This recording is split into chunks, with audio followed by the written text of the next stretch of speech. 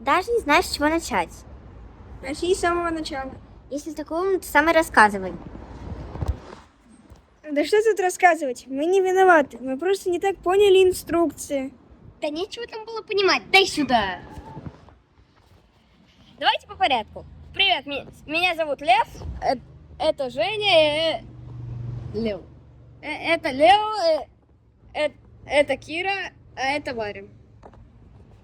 Все началось 3 дня назад с блошиного рынка и бабушки. Да, у моей бабушки был день рождения, я решила купить ей зеркальце в подарок. Слушай, первый гол, вот это машина, здравствуйте, вот это вы не надо было. А это точно зеркальце? Да. Зеркальце. Потом началось самое веселье. Салаты, разговоры взрослых о политике, фотографии дальних родственников и тосты. Так, давай к сути. Это оказалось не зеркало. Да раньше, оказывается, на таких штуках хранили информацию. Там был старый компьютер, и мы смогли запустить. Это не зеркало. Сейчас 31 декабря 1999 года. Если ты смотришь это видео, у меня что-то пошло не по плану. Они будут говорить, что я сошла с ума, но ты не верь им. Все, о чем я говорила, правда. В коробке с диском ты найдешь инструкции. Я их зашифровала, но ты умная, разберешься. Сегодня ночью я спущусь в метро Кайс де Собры. Ты все поймешь. Ты это увидишь. Весь Лиссабон это увидит. Прощай. Да. Если вдруг решишь отправиться на мои поиски, запомни, самое главное взять с собой. Звучало как бред. Но в коробке с диском действительно было что-то вроде карты. Уставить было невозможно. Он что-то говорил про Кайш де Содре. И оттуда мы и решили начать.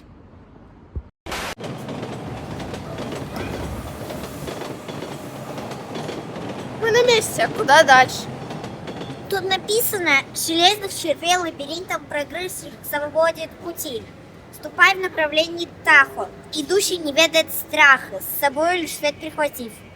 Розетку найди под одеждой, где много горит фонарей. Где смотрит на город с надеждой, проснется король кораблей. Ужасные стихи, но что это значит? Про лабиринты железных червей понятно. Мы сейчас в нем находимся. Это станция метро и Саня, не знаю. А что за пути к свободе Таха? Да, это Тежу по-испански, а остальное не знаю. Как вы не понимаете? Что мы не понимаем? Пути к свободе. Это про мост 25 апреля. Это от избавления диктатуры Салазара. А потом она сказала, что с собой лишь свет прихватив. Это значит, что электричество, питающее метро, надо переправить куда-то через мост. Ну тогда это звучало логично. Не спрашивайте, как дети это могли сделать. Есть воля, все достижимо.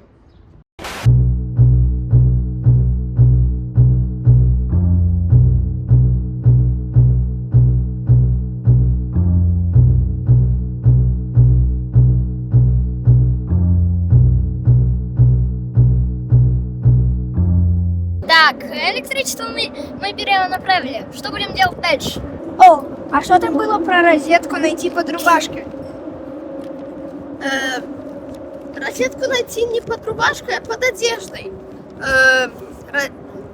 Там было розетку найти под одеждой. Где много горит фонарей, где смотришь на город с надеждой, проснется король кораблей. Я погуглила, нет никакого короля кораблей. И ChatGPT тоже ничего о таком не знает. Может, это Титаник? При чем здесь Титаник? Ну, это самый популярный корабль. Не считайте король. Да нет, тоже вид португальский корабль. Ребята, это не король кораблей. Это Анаписка. Должен быть король королей. Вот же он. Он очень фонари освещает. И весь город на него смотрит с надеждой.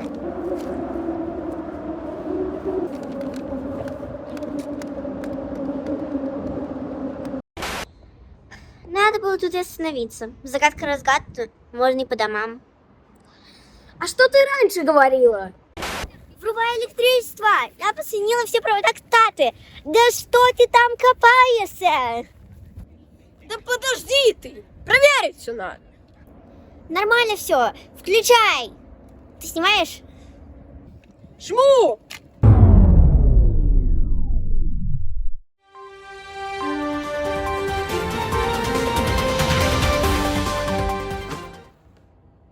Сегодня на территории Португалии, Испании и даже часть Франции произошло глобальное выключение электроэнергии. Не работают метро, электропоезда и даже светофоры. Некоторые пользователи жалуются на подключение к интернету.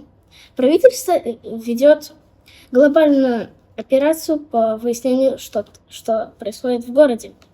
Но ситуация до сих пор не выяснена. Мы будем держать в курсе дела. Вот, теперь вы все знаете. Повторюсь, мы не виноваты. Инструкция была написана очень путано. Потому что ее написал сумасшедший. Раньше надо было догадаться. Стыдно в это признаваться, но в какой-то момент я действительно подумал, что статуя может ожить. Жить, это же статуя. Повелись как дети. Ну, простите за электричество.